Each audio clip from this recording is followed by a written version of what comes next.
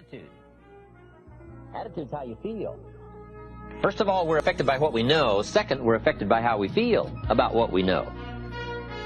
The emotional part now. This is a major part of the 5 pieces. How I feel. Now, there's a lot of different ways to feel. Here's one. If this is all they pay, I'm not coming early and I'm not staying late on the job. Right? We call that one way to feel. Isn't that a selection process? If this is all they pay, I'm not coming early and I'm not staying late. We call that your choice of attitude. Now, do you think that attitude, if you kept it for the next 5 years, would greatly affect your fortunes? The answer is, of course. You cannot escape the accumulated effect of the selection of your attitude. You can't escape it. So one of the major things to check is, how do I feel? And am I on track or off track with my attitude? Now, attitude's not that easy to fix. It's not that easy to get information. It's hard to look up attitude in the yellow pages.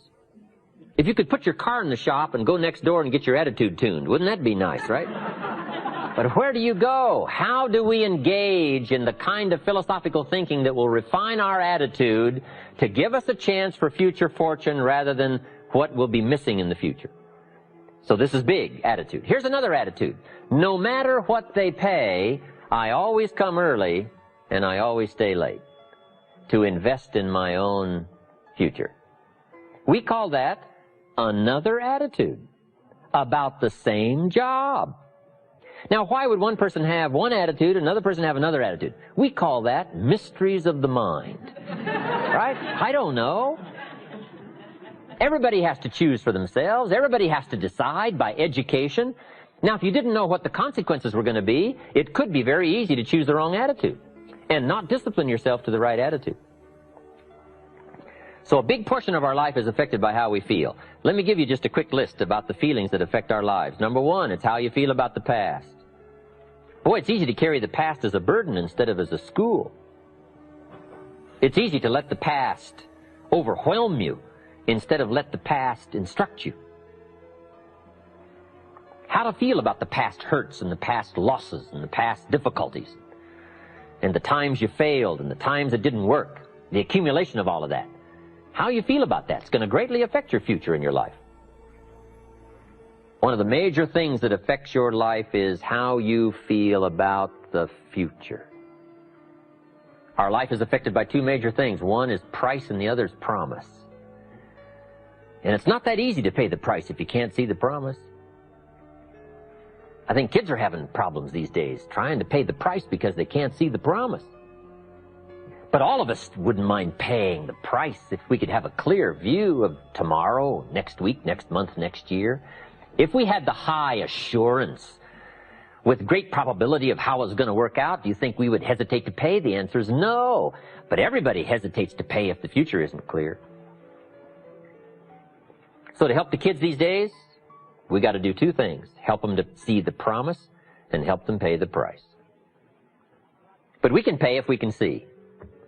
My karate instructor said, Mr. Rohn, you cannot believe the incredible feeling of walking down any city street unafraid. I said, let's get on with the classes, right? Hey, I will sweat. I will put myself through the paces, right? What would we do for an extraordinary promise? Answer, the most unbelievable things. Would you crack the books? Would you burn the midnight oil? Would you engage in the extra thoughts and the extra disciplines if the promise was adequate? And the answer is, of course. But who wants to read? Who wants to burn the midnight oil? Who wants to put themselves through the paces if the promise isn't clear? Important, price and promise. Here's number 3. It's how you feel about each other. It's so important. Attitude about society, country, state and city, community, family, enterprise, office, company, corporation, division. It's so important to have a unique understanding about other human beings and what makes a good life, what constitutes a good life. How you feel about each other. I've got a good phrase for you. You can't succeed by yourself. So to have a unique, refined sense of appreciation for each other is prerequisite. It takes each other to build a society. It takes all of us to build a country, to build a nation. It takes all of us to build a community. Key phrase, you can't succeed by yourself.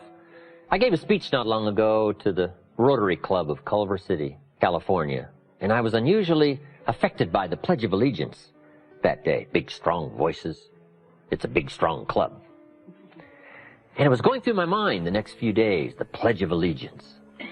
And the more I thought about it, the more I thought, what an important key document, right? The Pledge of Allegiance.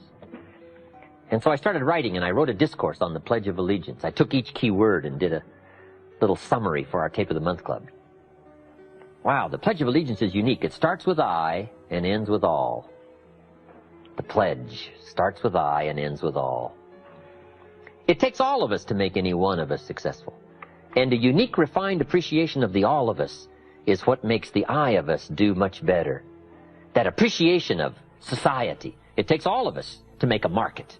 We need each other's ideas and inspiration. And once you have that sense of appreciation of the all of us, now you and your place and your possibilities and your opportunities now start to really soar when you understand how important it is within the framework of the all of us. So you can't succeed by yourself. It's hard to find a rich hermit. Right? Now here's the big biggie. It's how you feel about yourself. That's major. Understanding self-worth is the beginning of progress. How valuable are you? What could you do if you had all the skills? If you took the extra classes and burned the midnight oil, what could you do? What true value could you become? That is one of the better exercises. What could I become in terms of value? What could I really do in the marketplace, in enterprise, family, home, love, experience, marriage, friendship? How valuable could I become? Am I valuable enough to work on what all is still not functioning in my life to full capacity? If I'm operating at 20%, what could I possibly do with the other 80%? And do I have it in knowledge and worth and value and experience? Once you start understanding this part of you, understanding how valuable you are, it is a whole new experience, understanding self-worth. So attitude plays a big, major part in how our life works out. The diseases of attitude. It's never that pleasant to talk about the negative, but we got to talk about it because life is part negative.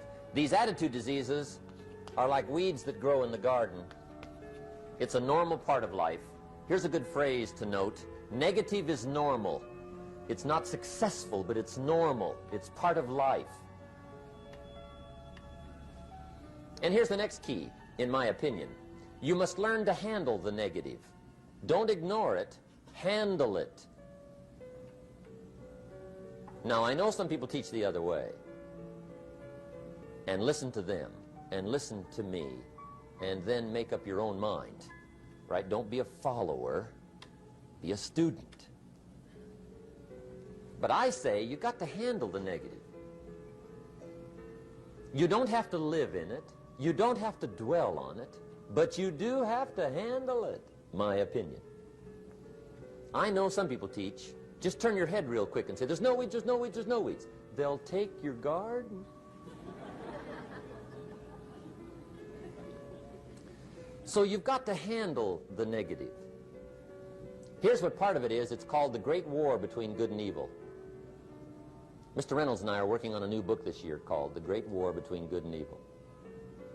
And there is a war on. The minute you were born, you got involved in the war between good and evil, between darkness and light, between negative and positive, between evil and good, between tyranny and democracy, between weeds and human activity. I mean, the war is on. If democracy sleeps, guess who never sleeps? Tyranny. In the absence of light, guess what's automatic? Darkness. If good does not arouse itself and become active, guess what moves in? Evil. It's a war. A mental war, a physical war, a financial war, between enterprise and ease, between accomplishment and failure. It's a war. That's why there's an Old Testament phrase that gives the best advice for human activity when it says, 6 days labor, 1 day rest. Now, I'm sure we've taken that to mean, don't work all 7 days. Take one off. Here's what it also means. Only take one off. Or you're liable to lose the war. Now, we've got it down to 5 and 2. And maybe that's not too dangerous. I don't know. If God would have thought of 5 and 2, he might have made it 5 and 2. I don't know. You can't think of everything. But here's what it does mean. Enterprise is better than ease. If you rest too long, the jungle overtakes the village. Now here's the good news about the war between good and evil. Evil is no match for good, but good must be active. Weeds are no match for human activity, but if you stand still, how far in will they come? All the way. They'll grow right up around your shoes. But if you get busy, how far back can you take them? As far as you wish. They're no match, but you must be active. That's why the 6 and 1. Make sure you're not losing the war by taking off too much. Guess what the average years are after retirement? 6. 6. Which means don't retire. Your chances are too slim. Okay. The war between good and evil, the weeds. You got to make sure you recognize the negative, handle it, deal with it, and then go on. Let's make a list of the diseases of attitude that can wreck all your chances to do well. One of the words that destroys everything is called neglect. Neglect. And I found this out. A week of neglect could cost you a year of repair. It isn't worth it. So what to be on the lookout for? Here's the list. If you were making it, you'd have the same list I've got. Right? We're not covering anything new tonight. This is a reminding session, not a teaching session. But it doesn't hurt to go over it again. Here's the list. Attitude diseases. Number 1 is indifference. The shrug of the shoulder. The guy's not even concerned. He's just drifting. This is called the mild approach to life. A disease known as mildness.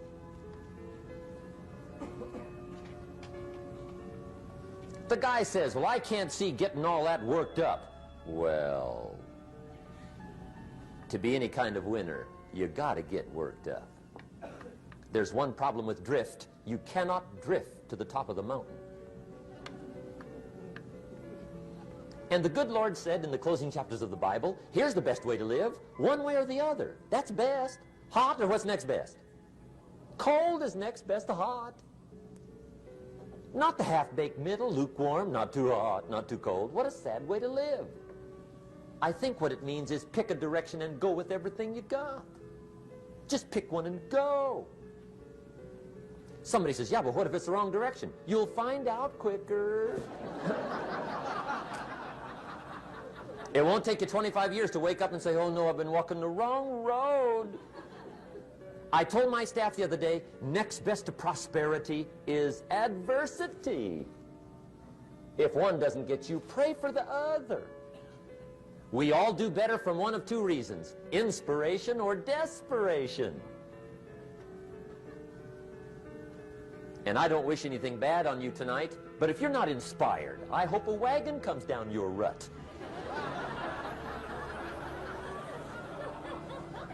Whatever it takes to get you to try harder, read more, set your goals, and go for it.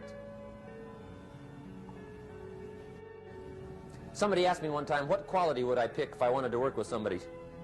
And you know what I picked first? Number 1, strong feeling. Please, number 1, give me somebody that feels strong. About most anything, I don't even care. Just so they believe it. Even if they disagree with me. Wonderful. Just so they disagree vigorously. I'm not saying it's easy to win those kind of people to your point of view, but I'd rather do that than to try to resurrect people from the dead. Pump them up every month, pump them up, pump them up. I pass. The good Lord needs a leader for the early Christians. Remember the early days of the Christians? Not like today. If you were to stand up in the early days and say, I'm a Christian, cut off your head, toss you and your wife in jail, let you rot. I mean, those were ugly days. Being a Christian back then was not called socially acceptable. They didn't have 125,000 in the Los Angeles Coliseum to hear Billy Graham on a Sunday afternoon. Not back in those days. Back in those days when the Christians got in the Coliseum, it was a different story, right? I mean, the word was, stay out of the Coliseum, especially on Sunday. Last Sunday was Lions 33, Christians nothing. See, those were mean, tough struggle days for the Christians. Now, when the days are mean and tough and struggling, you got to have some kind of leader. Do you know who the good Lord picked for the leader when the days were mean and ugly? Saul from Tarsus. That's who he picked, Saul. I'll tell you what, I would have picked him. You would have picked him. Anybody would have picked Saul. Saul was one of those incredible guys. Once he got into something, look out. Everybody in the community knew what Saul was in. Because whatever he joined, he'd flip all the switches, open up all the dials, turn on all the faucets, and go like mad. He was known as All-Out Saul. I mean, he was something else.